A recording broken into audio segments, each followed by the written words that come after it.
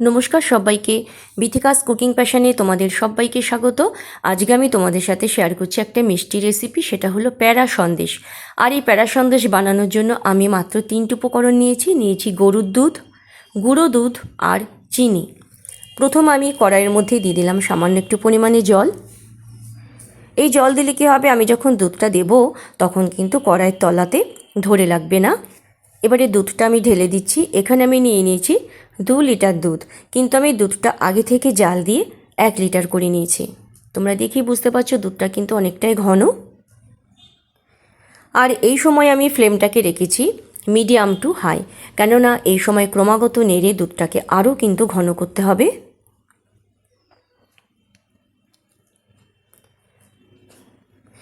বেশ খানিকক্ষণ ধরে দুধটা জাল দেওয়ার পর দেখো দুধটা আরও ঘন হয়ে এসছে। এইবারে আমি এর মধ্যে দিয়ে দেব চিনি। এখানে আমি চিনি নিয়ে নিয়েছি 300 গ্রাম। চিনিটা দিতে হবে যে যেরকম মিষ্টি খেতে পছন্দ করে সেই রকম অনুযায়ী।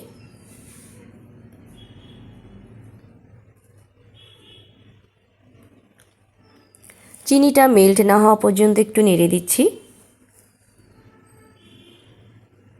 এই সময় আমি ফ্লেমটা রেখেছি মিডিয়াম। আবার আমি ফ্লেমটাকে কিন্তু একদম লো করে দিয়েছি, কেননা এবার আমি দিয়ে দিচ্ছি এর মধ্যে গুঁড়ো দুধ নিয়েছি 250 গ্রাম। আবার কিন্তু ক্রমাগত নেড়ে যেতে হবে, কেননা গুঁড়ো দুধ অনেক সময় কিন্তু দলা পাকিয়ে যায়। খুব ভালো করে নেড়ে গুঁড়ো দুধটা ক্ষীরের সাথে একদম মিশিয়ে নিতে হবে। দেখো খুব ভালো মতন কিন্তু ক্ষীরের সাথে গুঁড়ো দুধটা মিশে গিয়েছে। আর এই সময় কিন্তু খুন্তি একদম নাড়া বন্ধ করা যাবে না, কেননা এই সময় ক্ষীর কিন্তু খুব বেশি ধরে যাওয়ার চান্স থাকে। আবার আমি ফ্লেমটাকে একদম লো করে দিয়েছি, কেননা আমার ক্ষীরটা প্রায় হয়ে এসছে।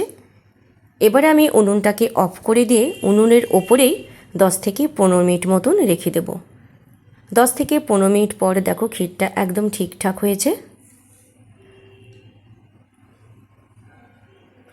এবার আমি ক্ষীরটাকে তুলে একটা থালার মধ্যে নিয়ে নিচ্ছি।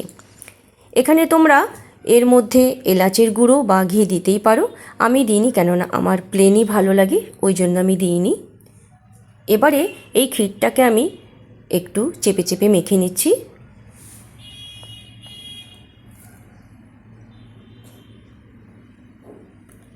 দেখো ক্ষীরটা কিন্তু খুবই মোলায়েম হয়েছে। ক্ষীর যদি এরকম মোলায়েম হয় তাহলে প্যারা সন্দেশ খেতেও কিন্তু খুব ভালো হবে, স্বাদও কিন্তু খুব ভালো হবে।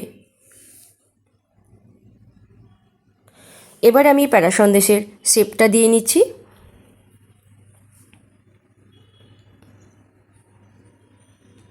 হাতের মধ্যে খানিকটা ক্ষীরের মণ্ড এরকম নিয়ে গোল করে নিলাম। এবারে হাতের তালুর সাহায্যে একটু চ্যাপটা করে বুড়ো আঙুল দিয়ে এরকম একটু চেপে সন্দেশের শেপটা আমি দিয়ে নিলাম।